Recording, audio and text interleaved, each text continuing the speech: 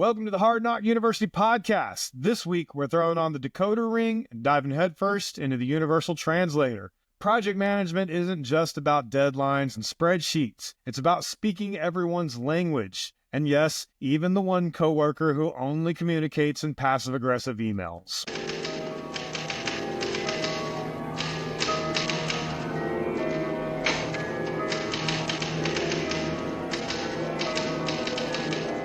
Ever feel like a human Google Translate, trying to bridge the gap between clients, teams, and big picture chaos? And this is my universal translator. Unfortunately, so far it only translates into an incomprehensible dead language. Hello. Bonjour. Crazy gibberish. Well, that's exactly what we're breaking down in Chapter 7 of the Hard Knock School of Project Management. We got Lesson 6.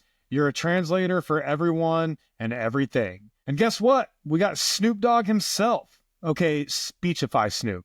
But he's going to drop some game on this one because if anybody can make project management sound smooth, it's the D-O-double-G. Inside this episode, we've got the Book of the Week, Exactly What to Say by Phil M. Jones, because the right words can make or break a deal. We've got special guest Caroline Monicion, a badass interior designer who turns client chaos into jaw-dropping spaces. We have fire insights, real talk, and hard-earned lessons to help you stop miscommunication from torpedoing your projects. So buckle up, smash that play button, subscribe if you're not already, and let's translate success together. I'm Mark Caples, and this is the Hard Knock University. Let's get it.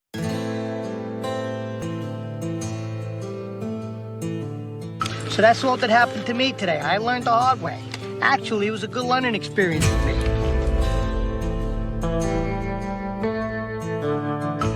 It's called process. You never want to stop learning, because if you do... You die, right? In many ways.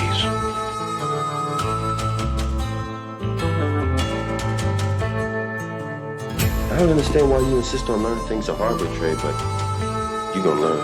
Oh yeah, you gonna learn. I'm not afraid, Mr. Burr. My mind will protect me. I'm a man of science, a man of learning, a man who knows how to buy the finest books.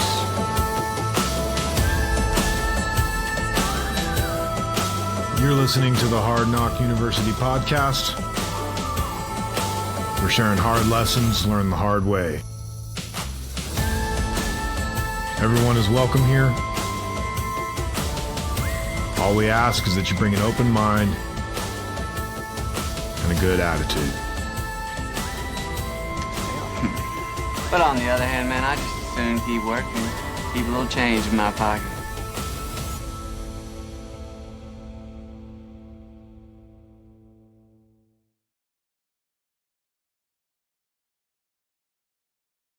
What's up, y'all? Welcome back to the Hard Knock University podcast. Before we dive into this week's goodness and whole grain wheat, let's hit rewind on last week's banger, episode 7, Behind the Canvas. If you missed it, don't panic, but do yourself a favor and cue it up after this, because we got into some project management gold with the legend himself, Gary Sweeney. We peeled back the layers of the unsung heroes of project management, you know, the ones that keep the chaos in check while someone else takes the victory lap. Sound familiar? No.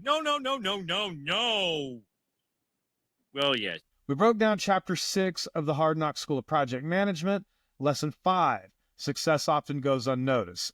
Because let's be real, PMs and artists are basically cut from the same cloth, hustling in the shadows while the final masterpiece steals the show. We tackled The Subtle Art of Not Giving a Fuck by Mark Manson, aka The Guide to Picking Your Battles Wisely, whether it's schedules, clients, or AI trying to steal your creative sauce. Speaking of AI, Gary's old school, and I'm out here experimenting with guitar-playing coyotes. But one thing that we could agree on, stay ahead of the game or get left behind. If you missed it, go back and catch episode 7. It's a masterclass in leadership, creativity, and owning your legacy. Now let's roll into this week's episode, the Universal Translator. But first, my week. I have been stabbed, shot, poisoned, frozen, hung, electrocuted, and burned. Oh, really? And every morning I wake up without a scratch on me, not a dent in the fender. I am an immortal. My week. Well, no more timey-wimey stuff. I went to Vegas. I did the Vegas trip to go to attend the International Builders Show at the Las Vegas Convention Center. Stayed at the Link with my boy Johnny Buonadonna. You remember him from episode 2. And my other boy, Donnie, who's an Albanian immigrant who moved to Philadelphia some years ago. 3 years ago, he got his citizenship, so now he's a U.S. citizen. And just a hard-working dude. And, I mean, honest and insightful and smart. He's a good kid. He's going to go a long way. Donnie, shout out to you. Johnny, shout out to you. I'm rooting for you guys out there in Philadelphia. One of these days, y'all are going to be leaders of that community. I know it to be true. We got to see Piff the Magic Dragon in Las Vegas at the Flamingo. If you've never heard of Piff, check him out on Penn and Teller's Fool Me, and check him out on America's Got Talent. And then go to Las Vegas and see him live. He puts on a very funny, very entertaining, and very good magic act. Johnny got called up as a guest. Just when I was going, all of these people have to be like plants. He pulls Johnny up on a stage, who I know isn't a plant, and did some really cool tricks. And I know a little bit of magic and understand how a lot of that stuff works. And a lot of times, even though I still enjoy the shit out of it, a lot of times I can tell you exactly how they're doing the trick. He got me a couple of times, especially when Johnny was up there. There was some times where knowing that Johnny wasn't a plant really kind of threw, like, I don't know how he did that. You know what I mean? We had a good time. We went to 3 different Gordon Ramsay restaurants. I love Gordon Ramsay. I think he's hilarious. I couldn't work for the guy. I'd probably hit him in the jaw because I don't put up with people being disrespectful to me like he does. But man, it sure is fun to watch him do it to other people on television. I do like it. But his food's great, man. The first night we had a really expensive, really nice 5-course dinner at Gordon Ramsay's Steak. I'm trying to remember which casino that's located in, out there on the Strip in Las Vegas. A couple of times we ate at his fish and chips joint on the promenade at the Link. Love that place. Affordable Gordon Ramsay. And, who else is going to do good fish and chips than, a famous English chef? You know what I mean? And then the very last day that we were there, we went to Gordon Ramsay's Burger. He's got 2 locations for that one in Vegas now. I've eaten at the one in Planet Hollywood previously. This one was like right off of the Flamingo or something, like in between the Link and Planet Hollywood. And it's a newer location, but it was really good. So yeah, 3 Gordon Ramsay restaurants in 1 week. Bananas, man, bananas. Have you actually ever sat at a table and watched 6 customers with this fucking donkey's dick swinging in front of their face?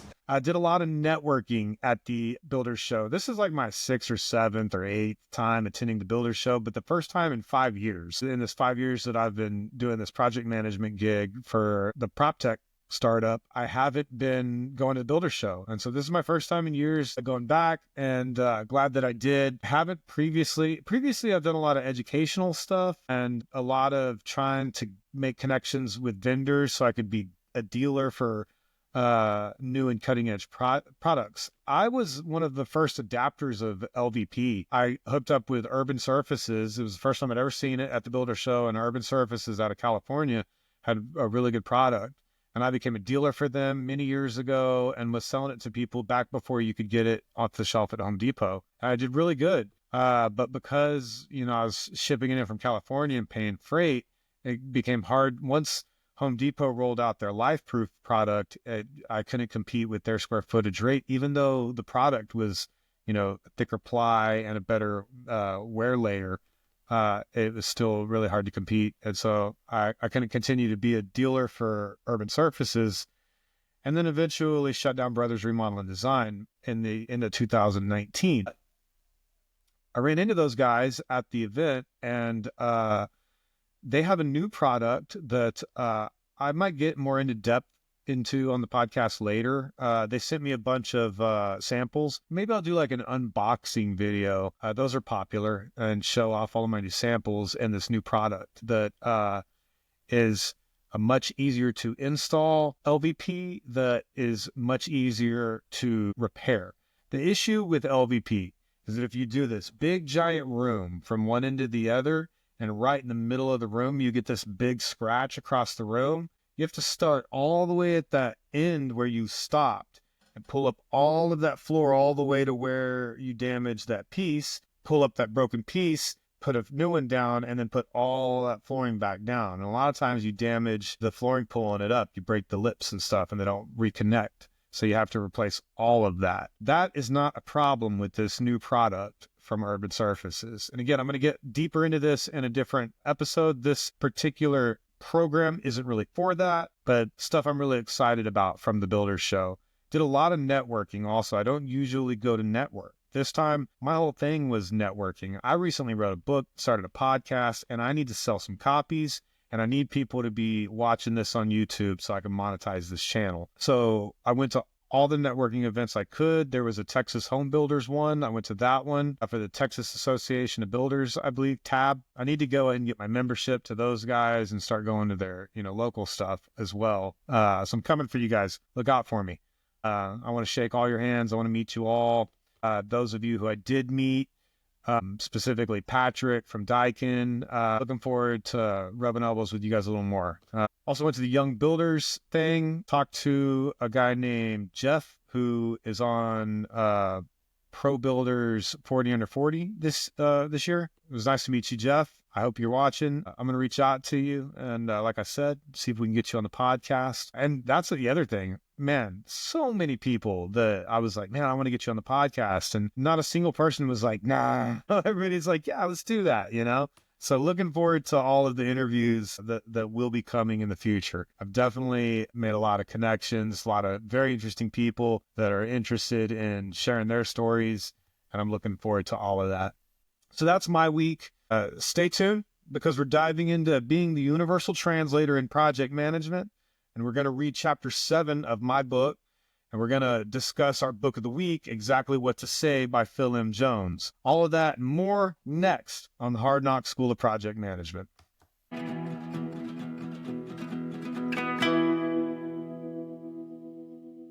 All right, team, welcome back to the Hard Knock University. Today we're cracking open chapter 7 of the Hard Knock School of Project Management, lesson 6, your translator for everyone and everything. In other words, if you've ever found yourself explaining the same thing 6 different ways just so everyone in the room finally gets it, congratulations, you're already doing this job. I like to think of it like being a human version of Star Trek's Universal Translator. But instead of fancy sci-fi tech, you're running on caffeine, patience, and the occasional deep sigh.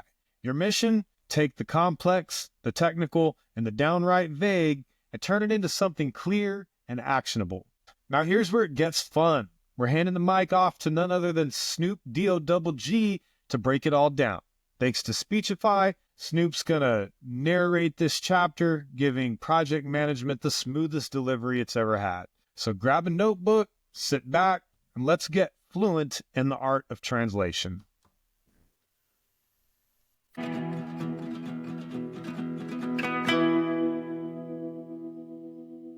Chapter 7, Lesson 6, You're a translator for everyone and everything. Translation is the art of compromise. Junot Diaz. Translators are the shadow heroes of literature, the often forgotten artisans who make it possible for us to understand each other. Salman Rushdie. The art of bridging worlds in real time.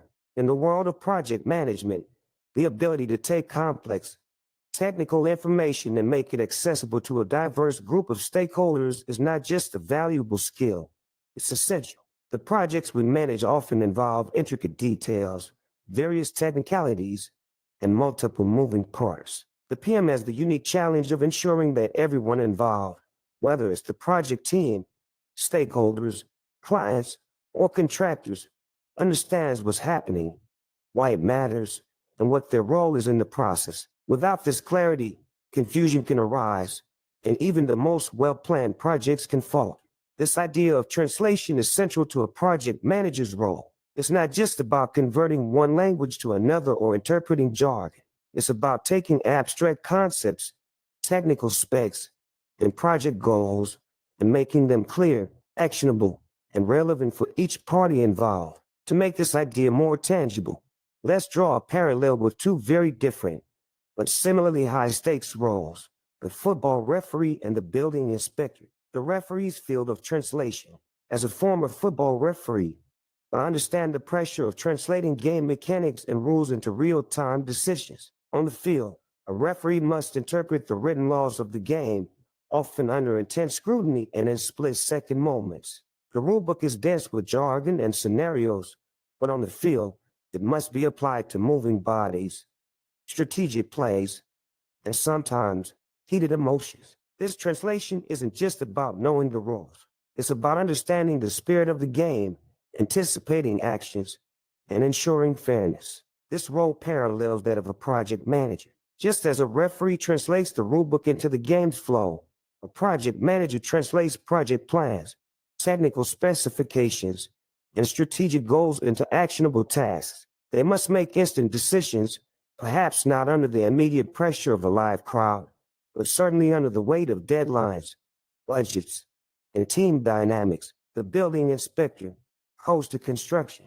Building inspectors serve as another example of this translation role. They must take the complex codes and regulations, often filled with technical language and legal stipulations, and apply them to the tangible world of construction. It's not enough to know that walls should be up to code. An inspector must identify how that code applies to the specific materials, construction methods, and even the environmental factors at play on site. They translate the abstract into the concrete, ensuring safety, compliance, and quality. A project manager, especially in residential remodeling, often finds themselves in a similar position, needing to understand and communicate how building codes affect the project's execution. They must explain to teams why certain methods are chosen, how regulations impact the design, or why a change order is necessary.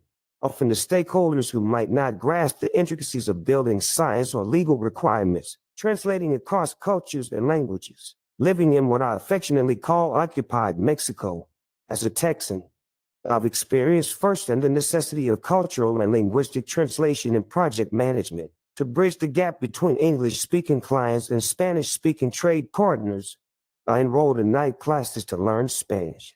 This endeavor was about more than just learning a new language. It was about fostering communication, trust, and collaboration. This language barrier in project management mirrors the broader challenge of translating technical jargon, industry-specific terms, or even cultural nuances into something everyone involved can understand. Whether it's explaining the importance of a specific construction technique to a client unfamiliar with building practices or ensuring that a subcontractor understands the vision for a project, the project manager must be adept at this translation. The universal translator role. In Star Trek, the universal translator is a device that instantly translates languages, ensuring communication across diverse species. Similarly, a great project manager acts as a human counterpart, translating technical jargon, stakeholder expectations, and cultural nuances into a common project language. They must interpret not just words but also unspoken cues, much like how Star Trek's Universal Translator device enables understanding in the vast,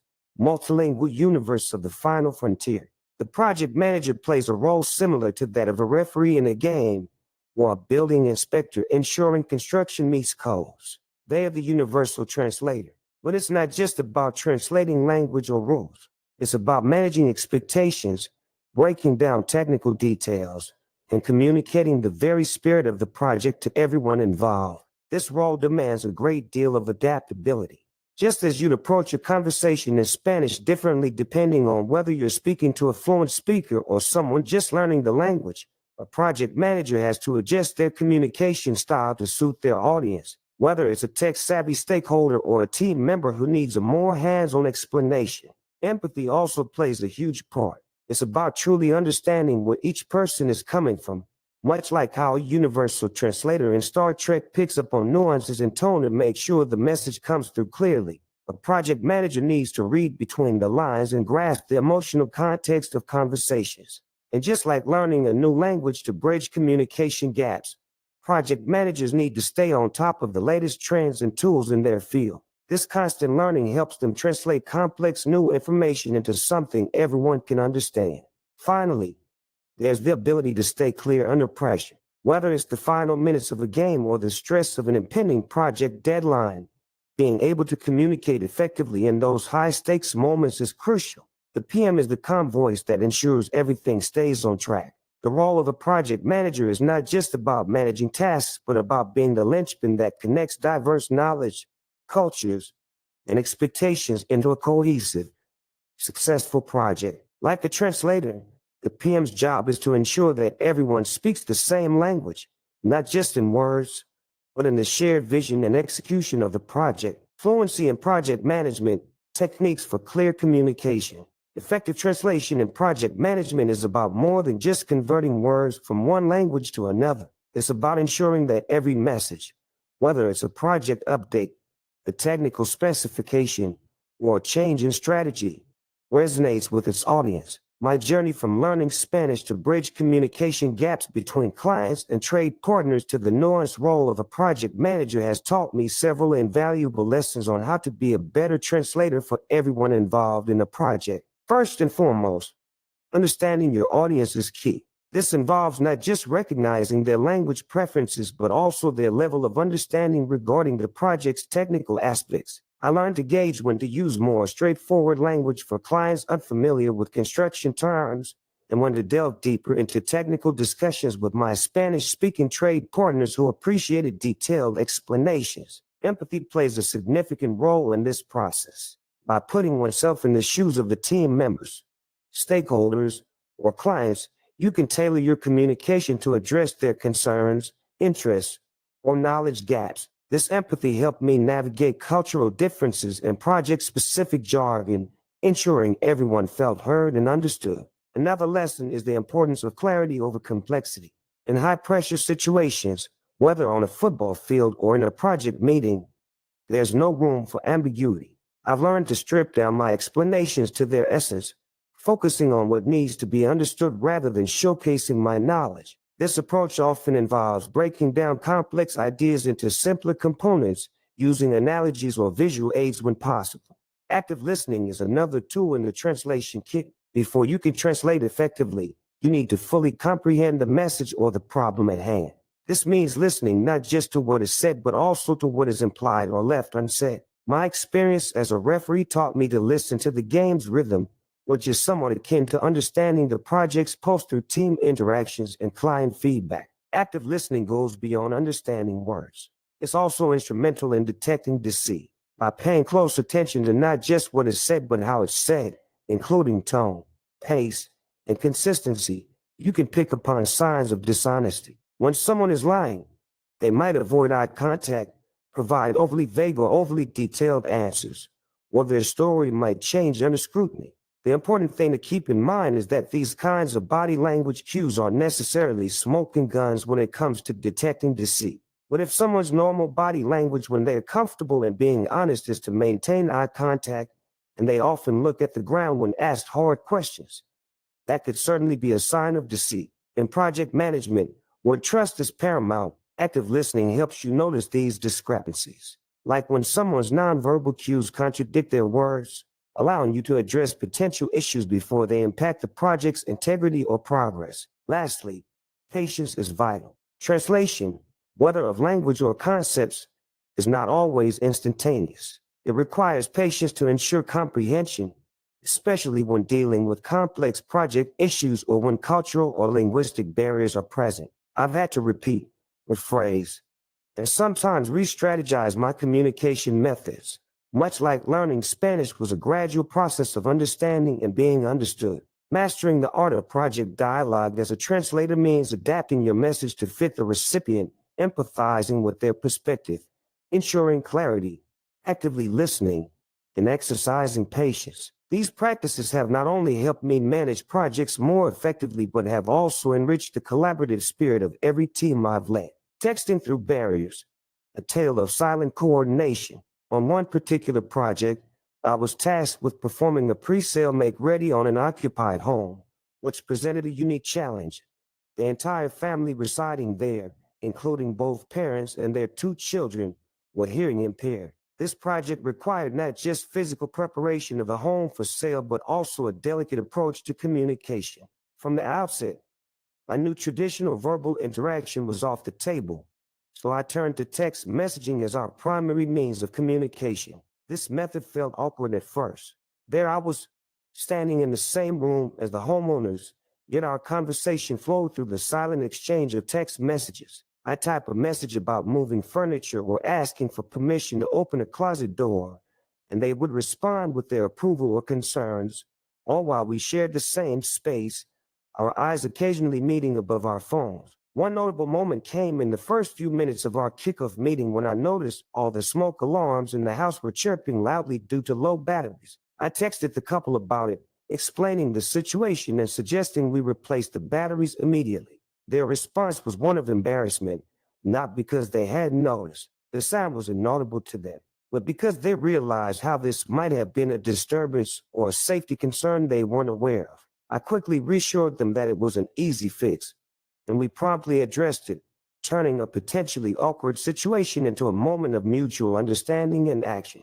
Despite the communication barriers, or perhaps because of the unique way we navigated them, the project progressed smoothly. I became an effective translator by adapting to their world, using text messages not just for basic instructions but also to share progress, show pictures of changes, and even to discuss potential design choices. This silent dialogue allowed us to maintain a clear, ongoing conversation about the project's needs and their preferences, which was crucial for trust and collaboration.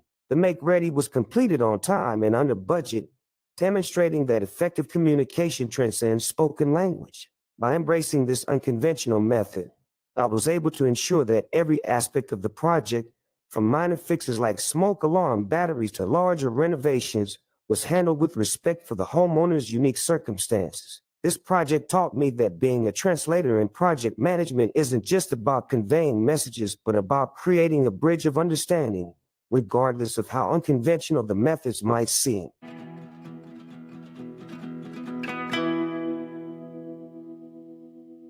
All right, folks, how great was that? Snoop just walked us through Chapter 7, your translator for everyone and everything. And let's be honest, he made project management sound way cooler than it has any right to be. We tackled the real grind of the job, taking tech jargon, legal codes. Is it jargon or jargon? I never know. Jargon. Wait, cup in the picture? No, it's not. You sure about that? You sure about that? You sure about that? Thanks. My producer and brother, Seth, over there in the corner. Say hi, everybody. Everybody. Okay, we tackled the real grind of the job, taking tech jargon, legal codes, and the occasional passive-aggressive email and turning it into something everyone can actually understand. Whether it's calling plays under pressure back in my football referee days, building inspectors translating rules into reality, or texting with a hearing-impaired client to keep a project on track. At the end of the day, it's all about being the bridge that keeps things moving. Empathy, clarity, patience, and a little hustle. That's the PM's secret sauce. And as Snoop put it, paraphrasing of course, we're the shadow heroes, keeping the game flowing, the build standing, and the vision landing, without missing a beat. If that resonated with you, stick around, because we're about to switch gears and dive into our book of the week, Exactly What to Say by Phil M. Jones. This one's all about mastering the words that work, giving us the tools to fine-tune our translation game even more. Let's break it down. Next up, the Hard Knock University podcast. Count of Monte Cristo. That's Cristo, you dumb shit. By Alexandre Dumas. This week, we're cracking open Exactly What to Say by Phil M. Jones, a book sharper than a brand new box cutter and twice as handy. This isn't some fluffy TED Talk on positive thinking. It's a straight-up playbook for using the right words at the right time to get people off the fence and into action. Jones lays out 23 magic phrases that can flip a hard no into a let's talk faster than you can say change order. His whole thing? Precision. No rambling, no BS, just quick, punchy scripts that cut through the noise. We're talking lines like, how would you feel if? Boom. Instant perspective shift. What happens next? Sneaky little nudge to keep things moving. Just one more thing. Columbo fans, you already know that this one's pure gold. These aren't just words. They're conversation power tools. They shift mindsets, spark action, and make you sound like the smoothest operator in the room.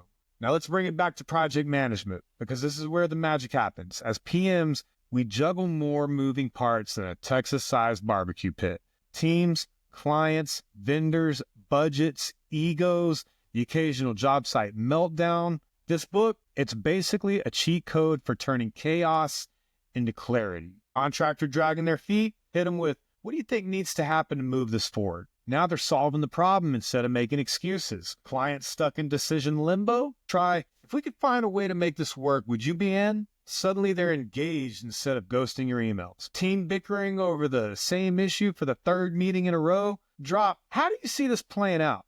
And watch as they start thinking 3 steps ahead instead of spinning their wheels. Jones's book is basically the subtle art of not giving a fuck, but with fewer expletives and more results.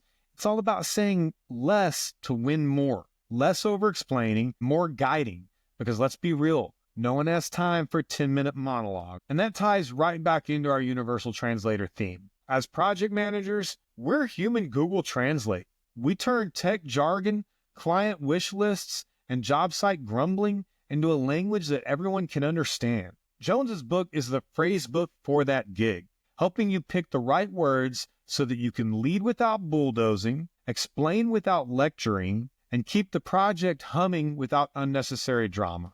So if you've ever felt like your words aren't landing, this book's your new best friend. It's short, it's sharp, and it's ready to roll. It'll help you talk circles around problems and steer the conversation like a pro. Up next, we're bringing in Caroline Monicion to talk design, decision-making, and the fine art of keeping clients from picking the ugliest tile in existence. Stay tuned. I'm Mark Caples, and you're watching and listening to the Hard Knock University podcast.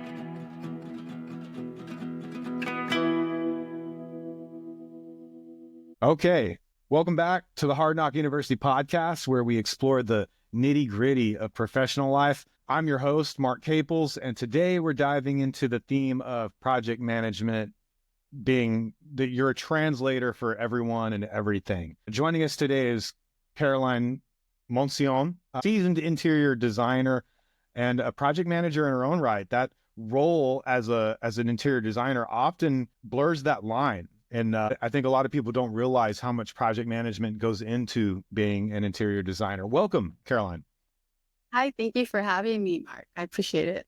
Yeah. Let's start with your journey. How did you transition from being an interior designer to, where you're at today after 25 years in the industry? And what unique challenges did you face along the way? So it may be a little bit long, but I'm going to make it as short as possible. My first experience was when I started building our house, the one that we currently live in. I saw that there was lack of project management within the company that we had relied on to build our home. And I ended up just being here every single day to the point where everyone was communicating with me. They were contacting me. It was really because I knew how to communicate with them properly. So that was a difficult journey because it was learning on experience. And so when I started working with other people regarding construction and remodels, which I had been doing before, but now it just kind of migrated more into that. They started having issues. They thought that they could handle it, which that's by all means, it's okay.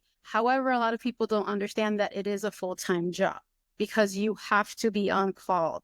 And then if you don't speak Spanish, which the majority of contractors are Spanish, then you're going to need someone who can communicate with them. So instead of just becoming the translator, it was also part of managing every aspect to where they could go home and just relax, go to work, not worry about anything. They would get messages from me with not just the problem, but already the solution is in place. And they would have to hear about it or they would like to hear about it, how I was going to solve the problem, and then they would approve or deny. And they could go on about their day. And it just kind of went in on its own. It just kept going and going and going. So project management is definitely something that I offer, especially since the projects have become much more complicated, larger. They cost more nowadays. They're more complex.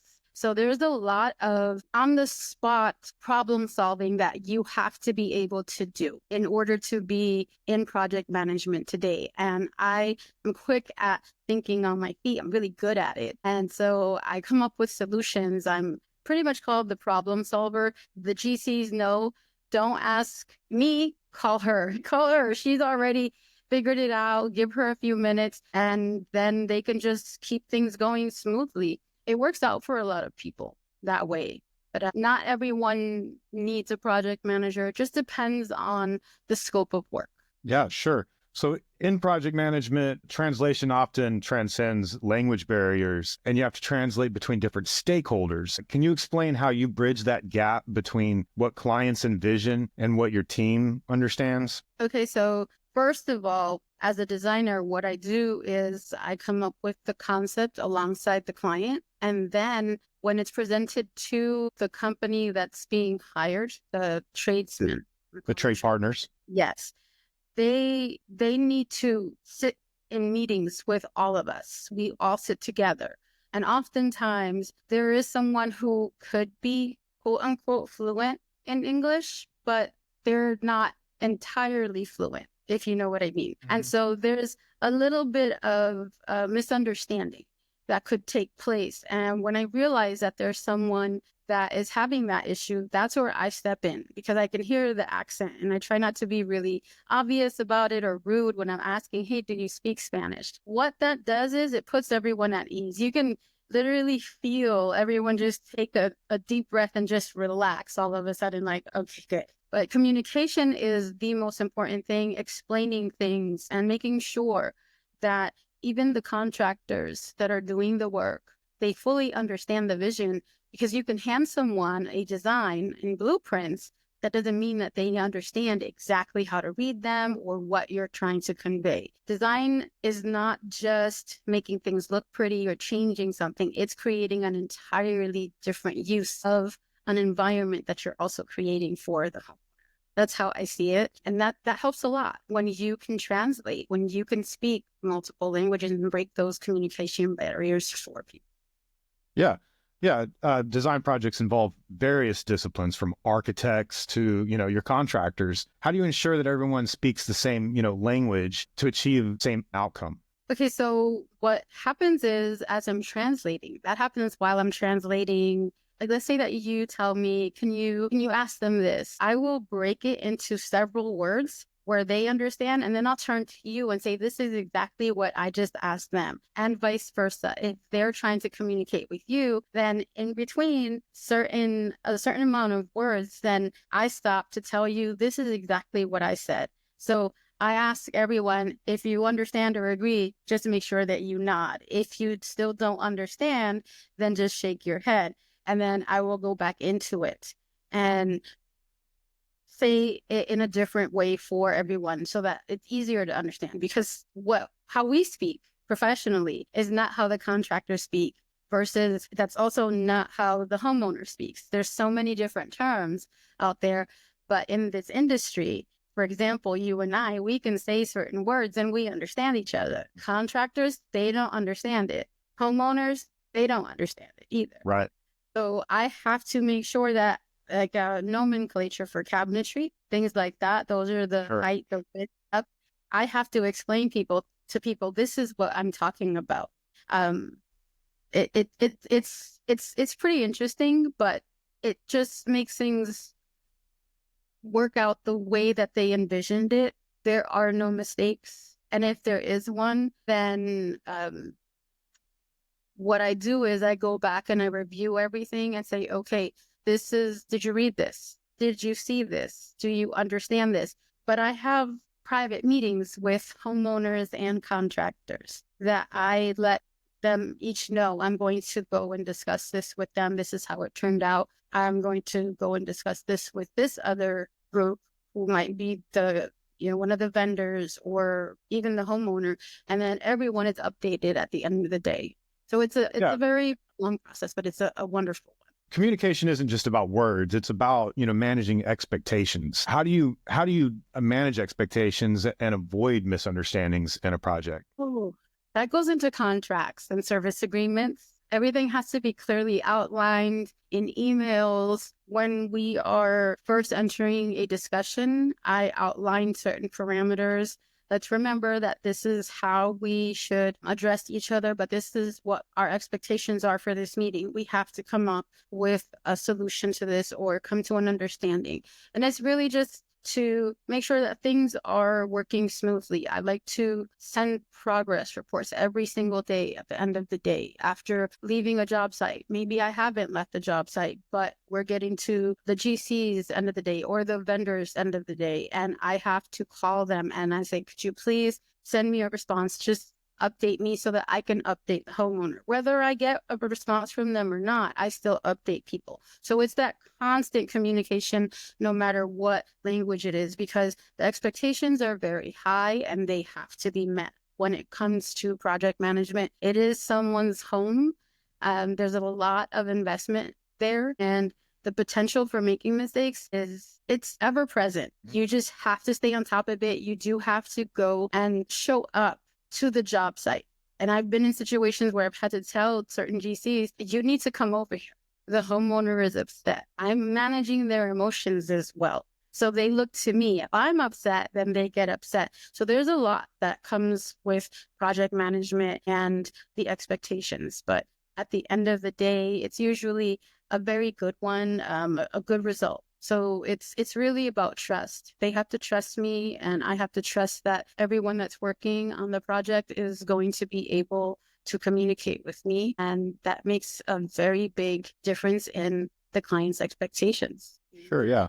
So what strategies do you employ to translate, abstract concepts or client wishes into concrete, actionable steps for your teams? Well, basically, it's just, like I said, it's really just the communication. But what we do is we draft to where the person can see this is what we're talking about. And we give them all the different angles.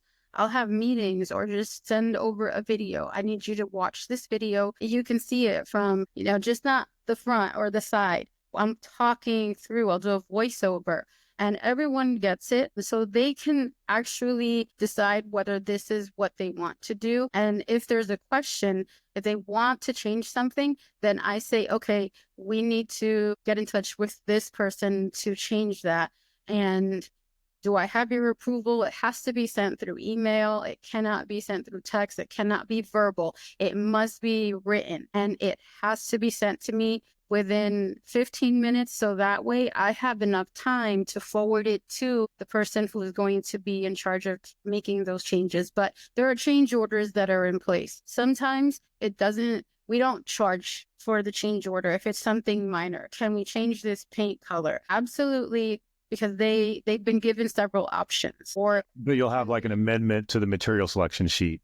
Right. There's a lot of things. Like in the beginning, as I said, it comes down to your service agreement and contracts. What's outlined, very important in order to be involved in project management. It's very important. Sure. So oftentimes, you'll send over a contract to a homeowner and they'll sign it and send it right back over. And you're like, you didn't read this. Do you do contract readings with your clients before signing? Absolutely. It is a must. I am very big on making sure that they understand fully what is on that service agreement or contract. I go through it, I read it myself. So they're sitting there, they have their copy, I have my copy, and I'm explaining them step by step what each line means, what each section means. And I ask them, do you understand what this means? If they have a question, they can ask me right then and there, and I will answer it. It's very important that they fully understand what is involved in what they are trying to pursue when it comes to their project. Sure, yeah.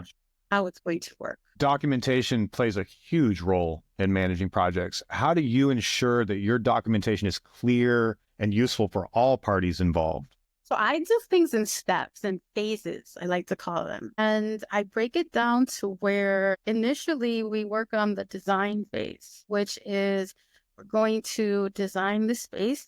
You get to see it with the software that I use. You get a private page on my website that only you can access. All of your documents are uploaded via PDF. So every week or every 2 weeks, there's something waiting for you there. Of course, you do get the notification from me. Please check your page.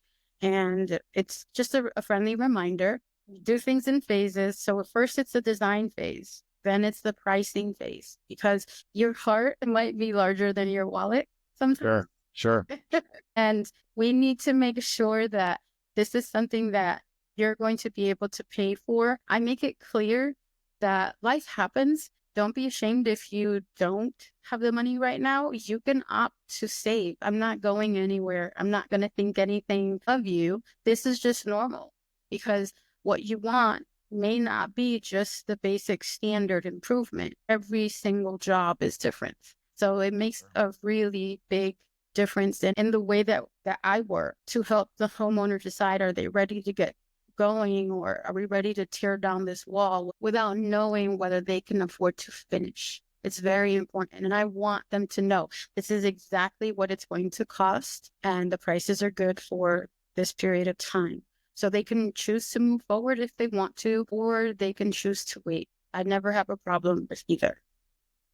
Yeah. You get those instances where somebody says, well, I thought that was included. How do you approach those kinds of situations? I always go back to my service agreement, because it's clearly outlined. This is exactly what phase we're working on, and it has a list of what's included.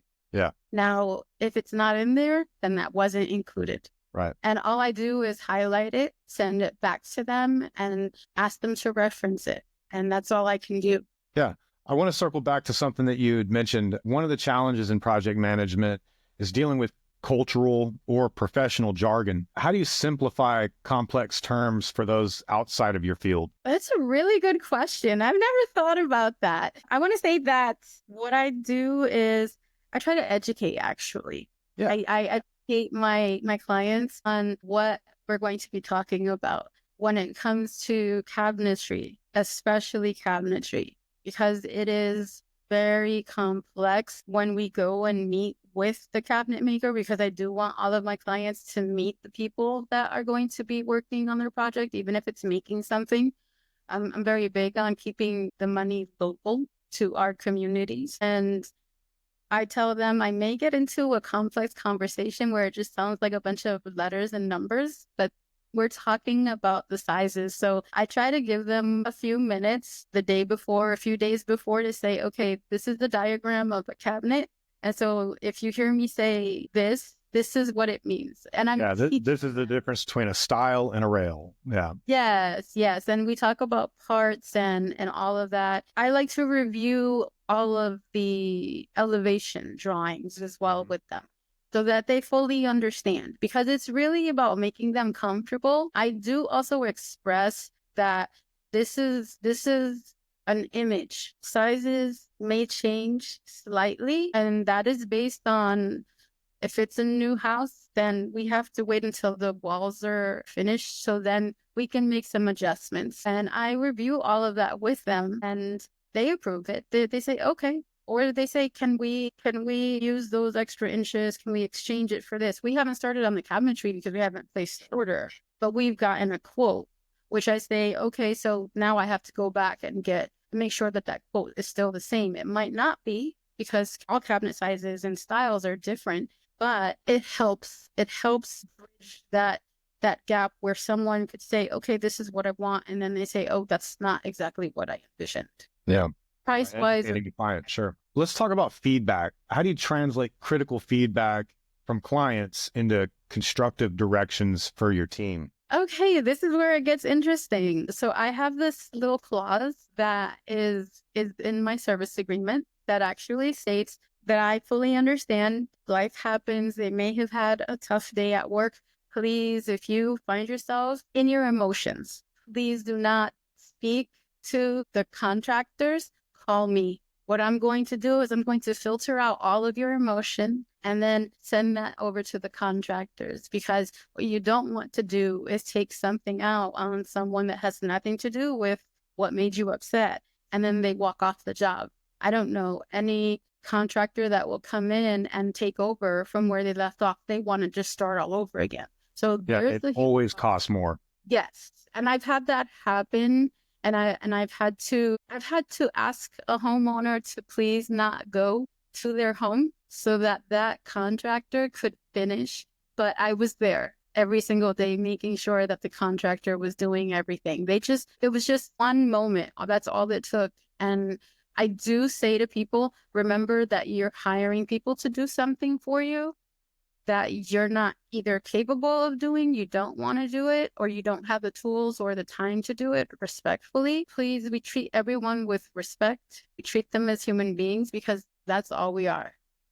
Yeah. So be mindful of people. Always in that initial kickoff meeting where we're setting up expectations, we'll tell my clients, my job at the end of the day is to be an advocate for you. On every project, something goes wrong. Usually it's not a big deal. Sometimes it is. And oftentimes, if you're living in the home, you're going to catch it before I do. It's fine. Call me and let me advocate for you and come up with solutions. That's what I'm here for. That's exactly the way that I work as well. I find myself reminding people, make sure that you look around at the end of the day. If you catch something, maybe they didn't clean up or you found a wrapper or something like that, because I'm very particular about how they clean up. At the end of every single workday, it has to be cleaned up and organized. I remind people who live here, they don't want to come home to see the mess. If they did, then they would be DIY. Doing it themselves. Yeah. In your experience, what tools or methods have you found most effective in facilitating communication across teams, be it technology or what? I actually found that just giving them a private page on my website works really well, because they can sign in no matter where they are in the world, and they can just pick what they want to look at when I upload images. Now, as for my tools that I use in the office, that would be the drafting software that I use. And it just becomes so much easier for them, because it's just accessible no matter where they are. They could be at lunch or taking, a little 15-minute break to drink water or coffee, and they can just sign in and see how everything is going. They get an update. Like I said, everything is uploaded via PDF from their service agreement that they've signed to anything that has to do with their project at the point where we are, whether it be the design phase, the pricing phase, or even the phase where it's already starting, the construction is already started. So they get updates, they get images, and they get a PDF of all of the colors and materials with images and brands, so that they have that to reference should they have to repair something, just the touch-ups after construction is over and long after we're gone from the project. So they don't have to contact me directly. Just because we stopped working together as client and their designer/project manager, they have that page. It stays there. It's there as long as my website is up. And unless they ask to change the password for any reason, then it's going to be the same password. Makes it easy. Yeah. So oftentimes you'll get, all these different methods of communication, phone calls, text messages, emails. Do you funnel all of that into that landing page to keep all the communication in one spot for all the stakeholders? I do. Even my GCs, they have a separate page, and it's like an accordion file. They can just click on the tab and it'll show all the stuff that needs to go with that particular project. So it's not confusing for them. So they know. And every project image has the client's name on it. So they know this is who we're looking at. I'm also implementing a lot of those QR codes. I love leaving images of elevations and installations, certain things on the walls. I require the blueprints to be up on the wall when construction is underway. So that way there's some communication. There's enough blank space or white space on the plans where I can write something in, and they have to look at it every single day before they get started. We have to look at that. Let's see if she's written something and dated it and put her initials on there, so that way we know if we need to call her. If we have questions, call immediately. Don't assume, always make it clear, just call me. I don't get upset about that. And I do FaceTime quite a bit with them. Nice. So when it comes to verbal communication, do you turn around and then document the conversation in writing afterwards? I do. I send an email just outlining everything that we've discussed. And I ask them, could you please confirm that this is accurate? And they have to confirm. If not, then there is a standstill. Everything just stops until I get that confirmation. Very nice. Can you share with us a hard lesson that you learned the hard way about the importance of, communication and project management? It would be a personal one. And that was, as I mentioned, when we were building our home. I learned it because the communication and project management was not there. And it was extremely stressful. And by the time we were finished, I said, I never want my clients to experience this kind of stress. So because I went through it personally, it's now carried in every project as though I were reliving it, or I, the homeowner, what would I want it to be like? What would I want it to feel like?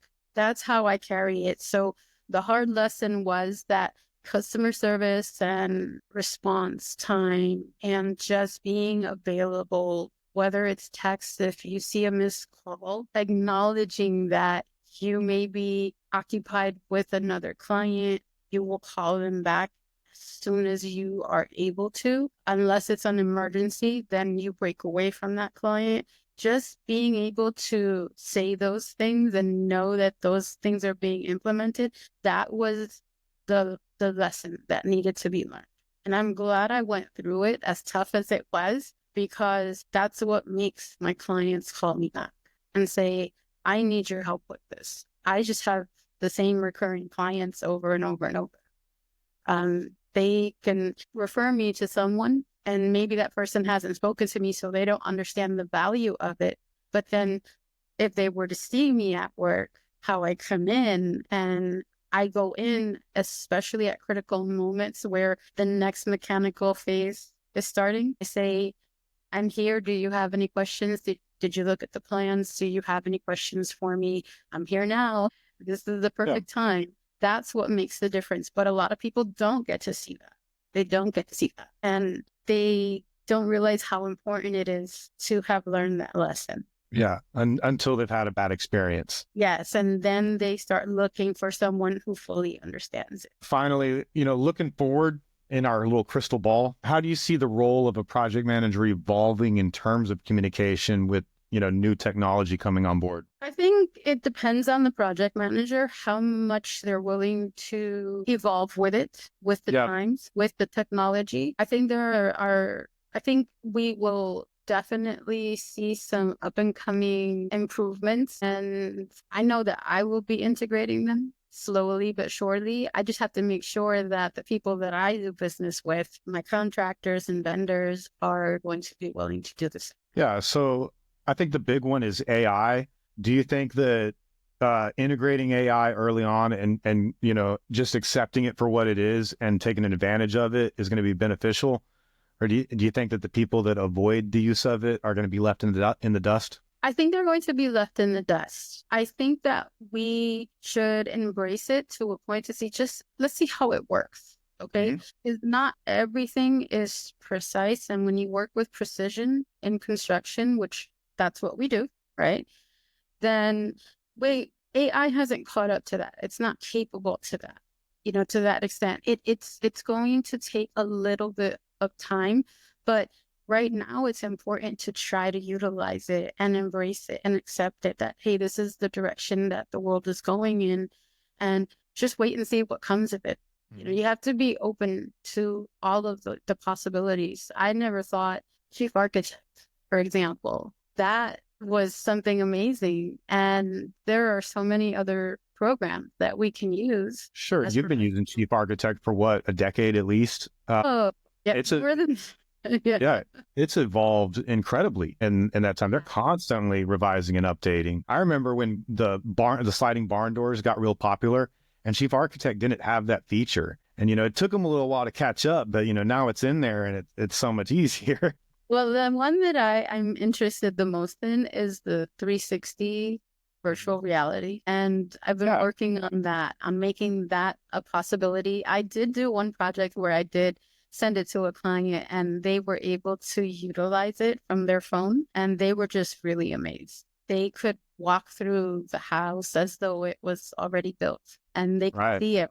So I believe AI it's going to take a little bit for it to get to that point. However, it's very important that we embrace it, as I said, and just see where it leads us. So are you integrating the Matterport technology? I don't know what Matterport is. Man, I'm going to blow your mind. Okay. So Matterport is a company that does 6D imaging. So you can buy this camera or you can buy this gimbal setup that you set your iPhone in, and you can go and take scans of the entire home, and it will create a 3D model that you can then VR through. It'll also create a floor plan for you that you can then forward into Chief Architect, and boom, you've already got your as-built floor plan that you can work from. I've seen that with real estate. Yeah. I've seen that with real estate.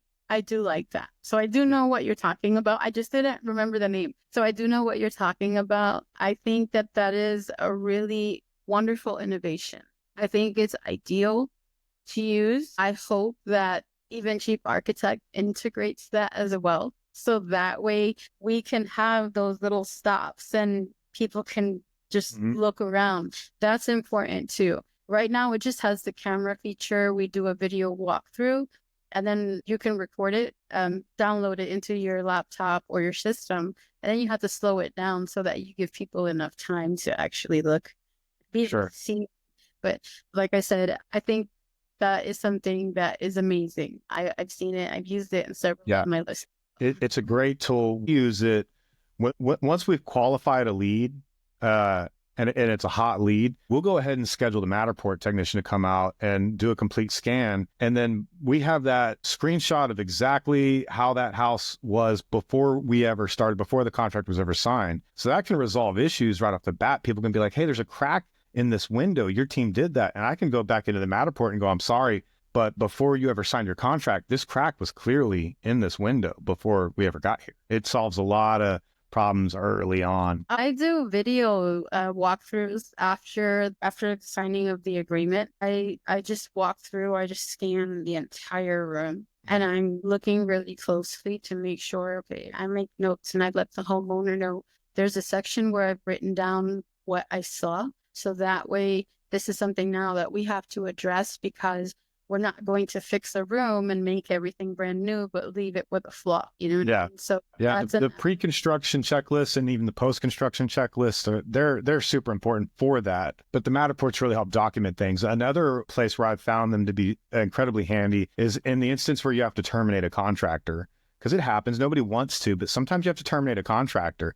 And then there's this discussion about, what did you actually complete? What are you owed for and what are you not owed for? So if you do that Matterport scan the day that you terminate that contractor, you've documented the conditions of the job site on the day that they were terminated. So there's no arguing about, what parts of your contract have you completed and have you not? You know what I'm saying? That is true. That is true. Great technology. It is. And now you got me really interested in it even more. Thank you for that. You're teaching me something, and I love that.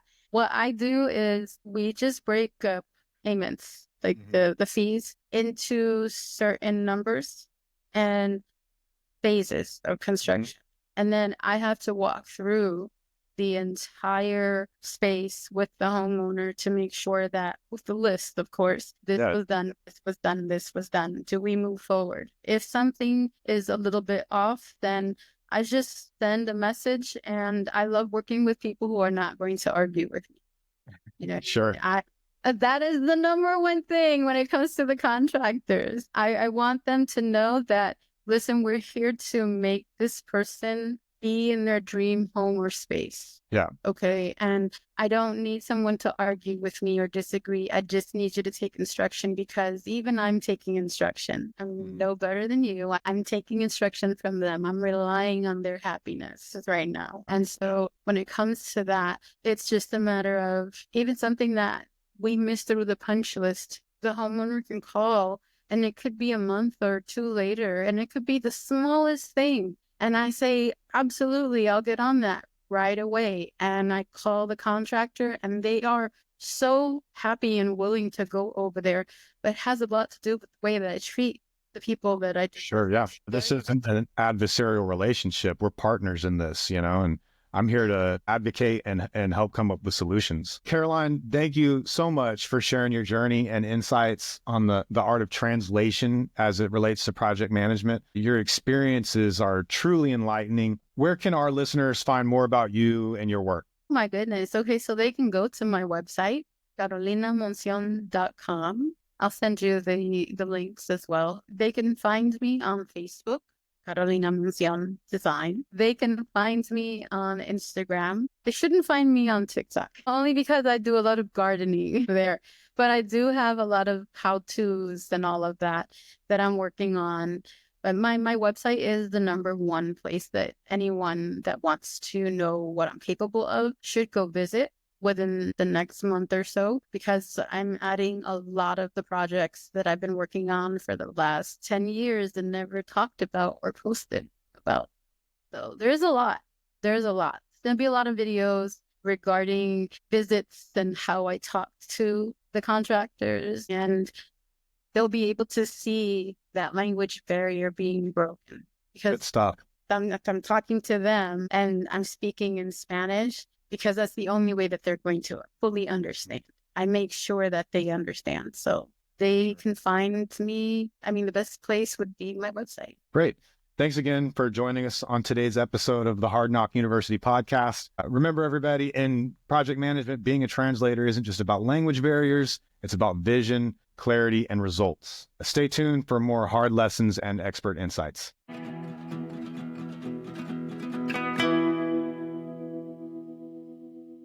All right, folks, it's time to hear from you, the Hard Knock University crew. We're diving into some real talk from X with the hashtag Hard Knock Lessons, where people drop truth bombs about life's toughest lessons.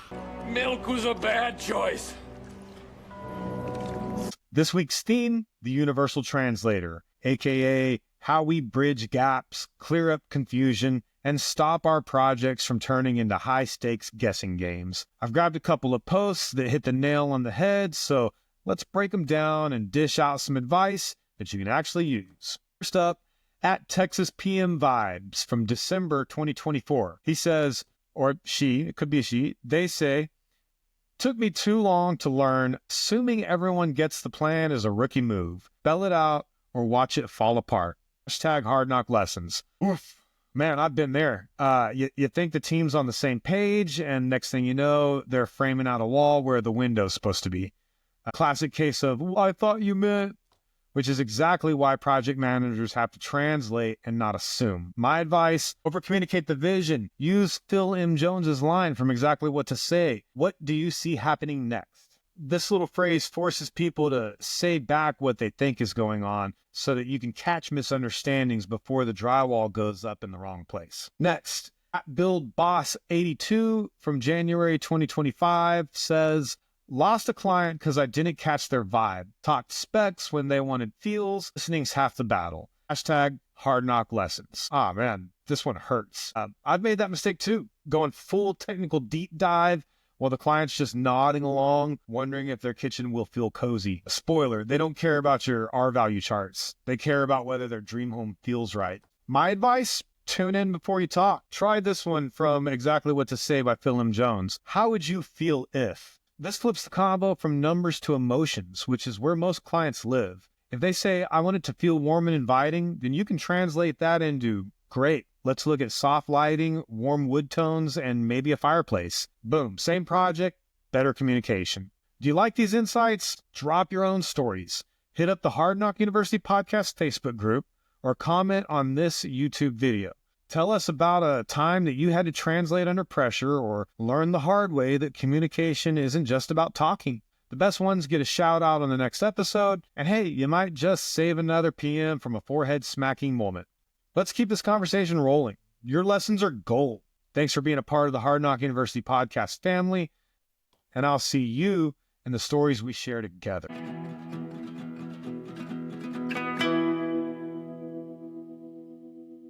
All right, folks, that's a wrap on the Universal Translator here at the Hard Knock University podcast. Today, we cracked the code on bridging worlds in project management. We had Snoop Dogg, thanks to Speechify Magic. break down Chapter 7 on the Hard Knock School of Project Management, where we tackled Lesson 6, You're a Translator for Everyone and Everything. Our translation, well, PMs are basically human Rosetta Stones, turning tech jargon, client dreams, and crew chaos into a language that everyone actually understands. We also got an inside look at design wizard Caroline Monicion, who showed us how she translates vision into reality, and we pulled some serious word wizardry from Exactly What to Say by Phil M. Jones, because let's face it, half the battle in project management is just knowing the right thing to say at the right time. From texting through communication barriers to channeling our inner referees, today was all about building bridges and keeping the wheels from flying off. Now let's talk next week. Get ready for the art of adaptation. Episode 9 is coming in hot. We're diving into why project managers have to stay on their toes when the plan flips upside down, which, let's be real, happens all the time. I'll be sitting down with serial entrepreneur Chris Day, who's dropping hard-earned lessons on rolling with the punches across his many ventures. Our book of the week is Immunity to Change by Robert Keegan, because if you've ever wondered why people resist change like a cat avoiding bath time, this book explains it and shows you how to break through. Now here's my final thoughts. In project management, your real superpower isn't just the plan. It's how you translate it when everything's on the line. You're not just managing schedules, budgets, and teams. You're the interpreter of vision, the connector of ideas, the one who bridges the gap between confusion and clarity. Your role is being the universal translator in a world full of competing dialects. Executives speak in ROI and big picture strategy. Clients talk in emotions and expectations. Contractors in blueprints and specs. And you, well, you speak every one of them. A great project manager isn't just a taskmaster.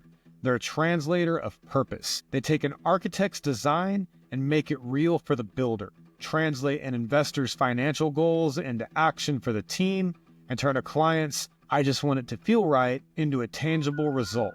Every conversation you navigate, every expectation you clarify, every miscommunication you head off shapes the success of the project. And let's be real, things will get lost in translation. Plans will change. People will miss the memo. A contractor nods like they understand and then shows up with the wrong materials. It happens, but that's when your true power kicks in. When things go sideways, you're the one who keeps the vision on track, keeps the people aligned, and turns "what now" into "here's the solution." Your words are your tools, and a single well-placed phrase can pull a project out of freefall, calm a frustrated client, or refocus a scattered team. That's why communication isn't just part of project management, it is project management. Every conversation is an opportunity to reinforce the vision, build trust, and move things forward. So the next time you're in the trenches, juggling deadlines and demands, remember, you're not just pushing tasks, you're building understanding. You're not just managing work, you're shaping how people connect, align, and succeed together. Every project needs a translator of triumph, and that's you. So own it, master it, be the bridge. Thanks for rolling with us through the halls of Hard Knock University. Keep learning, keep leading, and until next time, stay sharp, stay connected, and keep making it happen. I'm Mark Caples, and this has been the Hard Knock University Podcast.